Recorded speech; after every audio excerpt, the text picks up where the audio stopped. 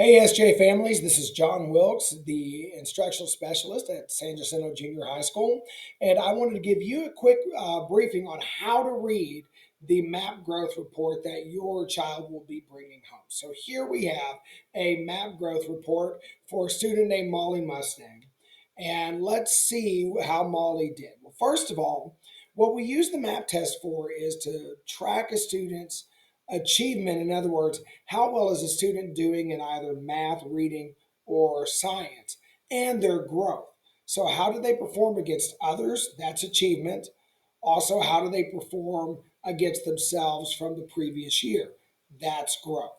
Now, the teachers get a lot more data than this, and that's going to help the teachers figure out ways that we can help every student thrive and group students together for tutorial sessions or enrichments or plan new classroom activities so we can help all of our kids continue their academic progress.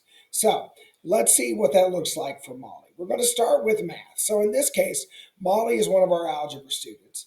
And so we're not going to track growth with Molly because Molly is now taking a new version of the MAP test because she's in algebra.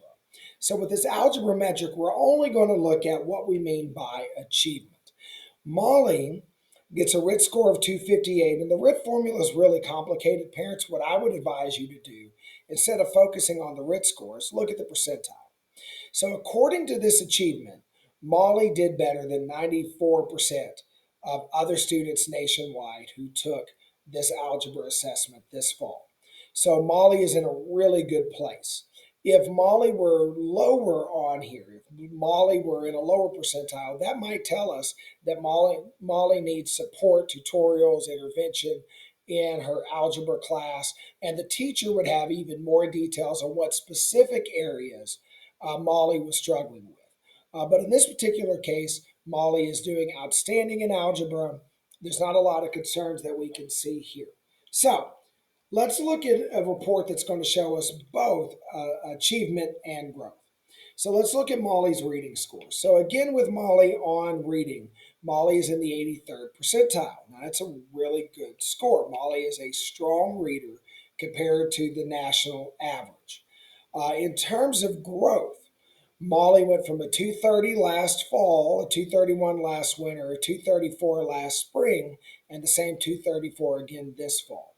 So Molly is showing growth, but if we look at where that compares nationally, it's in the 56th percentile. So right at 50 would be the average student, right?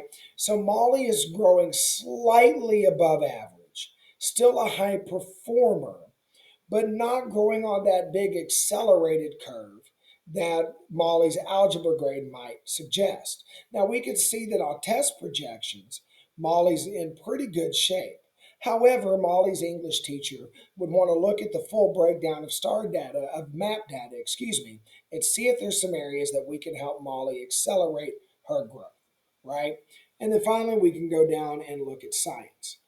So in science, we see again a very high performance with Molly.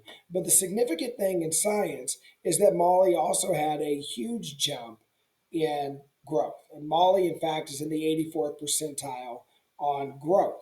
So something clicked for Molly in the fall semester of her seventh grade year that's allowed her to grow faster in math than she's growing and reading. So that's a data point that our teacher teams would look at and say, okay, so why is Molly having more growth in science than English? How can we help Molly unlock that same growth in other classes? What can we capitalize on? This is exactly how teachers are using this data, both achievement and growth, to identify student needs, whether they're low performers or high performers. We still want to tailor instruction for all of them. And whether they're low growth or high growth, we want to be able to figure out where our kids are and give them targeted instruction to help them grow. Now, as a parent at the very bottom, you get some suggestions on how to use this data and what to be looking for. And above all of that, I would suggest if you have any questions or concerns, please reach out to your child's teachers.